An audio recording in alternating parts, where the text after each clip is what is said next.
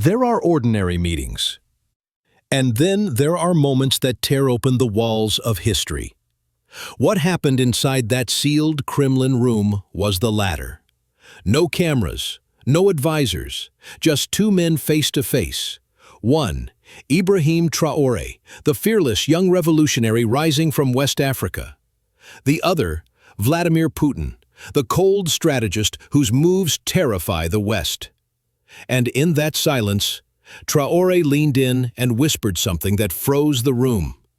It wasn't a plea. It wasn't diplomacy. It was a revelation, a raw, dangerous truth that carried the weight of centuries. For 30 full seconds, Putin said nothing. Not a blink, not a breath. Because what Traoré revealed could set empires on fire. Secrets of gold theft, foreign puppeteering, silent invasions masked as aid. The kind of truth that topples nations. And the most terrifying part? It's already in motion. What was said in that room might just be the beginning of the end for everything we thought we knew. Before the world could understand the weight of what Traoré revealed to Putin, they had to understand who he truly was. Not just a young president, but a revolution in human form. At just 34, Ibrahim Traoré stormed into power in Burkina Faso through a bold military coup, declaring war on corruption and foreign control. His country, rich in gold, uranium, and rare earths, had long suffered in silence while Western powers drained its resources behind the mask of diplomacy. But Traoré saw the truth. He threw out French troops, ripped up rigged mining contracts, and challenged the old colonial game. The world watched in shock as he rejected the West and turned toward the East, toward Russia, toward Vladimir Putin. But this wasn't just a political handshake. This was something else, something deeper, something the world would never expect. The Kremlin was silent. No flashing cameras, no press briefings, just stone walls and secrets. When Ibrahim Traoré walked into that room in Moscow, it wasn't as a guest. It was as a man carrying fire. No one expected the meeting, and fewer still knew what it was really about. Putin sat across from him, composed but curious. What Traoré did next left even the Russian president still. He opened a black folder. Inside, documents, photos, recordings, evidence. Proof of secret Western operations, smuggling gold and destabilizing African governments through covert influence. American-backed contractors, French intelligence networks embedded in mining regions. Western hands puppeteering African leaders in the shadows. "We are not poor," Traoré said coldly. "We are being looted." The room hung in silence. Traoré wasn't asking for help. He was declaring a shift. He wasn't just exposing corruption, he was inviting Russia to become part of a new equation, one that could end centuries of manipulation. The world, outside that room, had no idea it was already changing. What Traoré revealed wasn't just political, it was surgical. He laid out an entire network of silent invasion.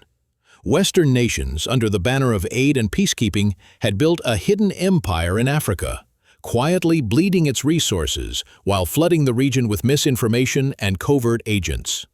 Traoré showed Putin satellite images of mining trucks crossing borders at night, carrying gold that never touched African banks. He revealed whistleblower testimonies from former Western contractors, proving how coups were engineered, how leaders were bribed, and how entire nations were kept weak on purpose. One file contained a list of African politicians on secret payrolls. Another had audio recordings of a French official laughing, saying, "As long as they stay desperate, we stay rich." Putin leaned forward. He didn't smile. This wasn't just about Burkina Faso anymore. This was about Africa breaking its chains, and Russia being handed the key to a new alliance. Traoré's words cut deep. Africa is not looking for masters. We're looking for partners who respect our blood, our land, our truth. For a long moment, Putin said nothing. He sat back, eyes fixed on the documents in front of him, the weight of centuries pressing into that room. And then, in a voice colder than steel, he spoke. "If what you're showing me is real, then this isn't just about Africa. This is about the future of global power." No cameras. No advisors, just two men, both battle-tested, staring into history as it bent in real time. Putin didn't offer money. He didn't make grand promises. What he offered was strategy, a silent alliance rooted in shared resistance to Western domination. Russia would supply technology, weapons, and diplomatic protection.